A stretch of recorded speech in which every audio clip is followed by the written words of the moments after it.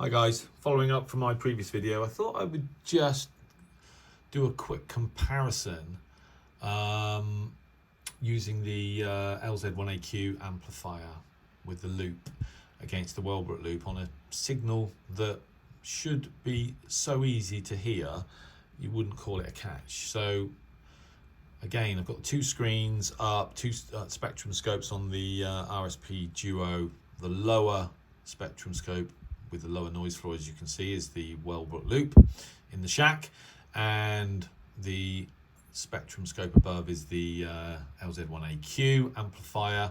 I'll just let you listen to the audio first. So days in a restaurant, cafe and coffee shop, the waiting staff have to use the word guys at every opportunity when addressing it. They seem... So that's with the Welbrook loop. Signal strength S9 plus 25 dB, about right for BBC Radio 5 Live on 693 kilohertz in the UK.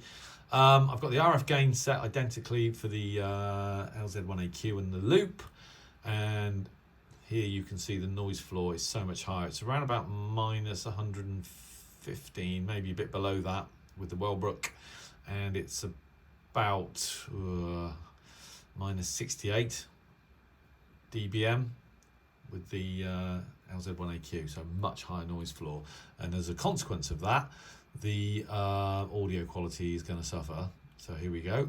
Hello. Oh, no, because then you're going to, hey fellas, chaps, how are we doing, chaps? I probably shouldn't say that. Patrons.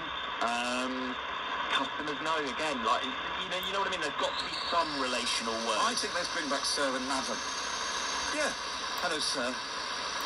Collective. What's a collective? Yeah, exactly. Yeah. Oh, it's such a good. Maybe that's something to get suggestions on.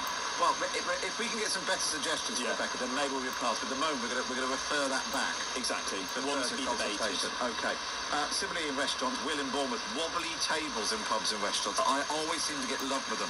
Make all. So what I've done is I've adjusted the audio filter.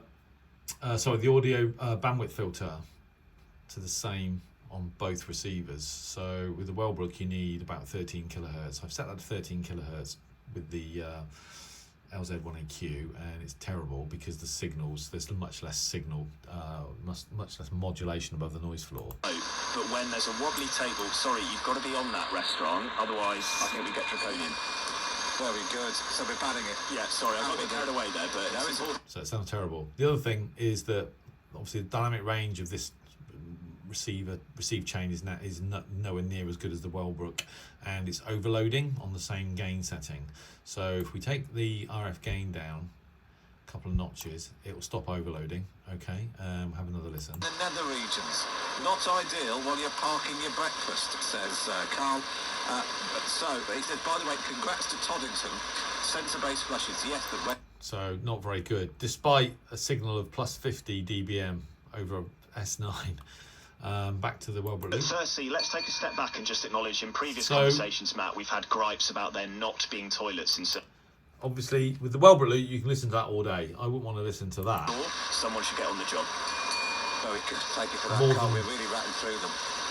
More than 2 or 3 minutes if it was some exotic tropical band DX somewhere. So these cheap amplifiers, impedance converters, yes, they're cheap, and yes, some of the designs, particularly this one, they do look very neat, but the problem is they don't work even for signals which should be booming in very with excellent audio sort of fidelity.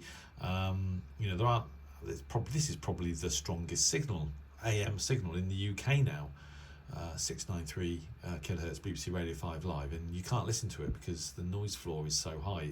It introduces so much noise compared to the Welbrook that I find it unusable, and I'm not sure I can think of a receive application where this would be of much use at all, really. Maybe it'd be worth trying out in the middle of a wood somewhere which is almost noise free, or at least free of electrical noise, but there's obviously it's introducing so much RF junk that it's basically unusable. So just thought it was worth trying on a very strong signal just to demonstrate how poor the dynamic range, and the signal to noise is on this little amplifier, even though it, as I say, it looks cute and it's cheap. It's a waste of money. Thanks for watching. 7.3.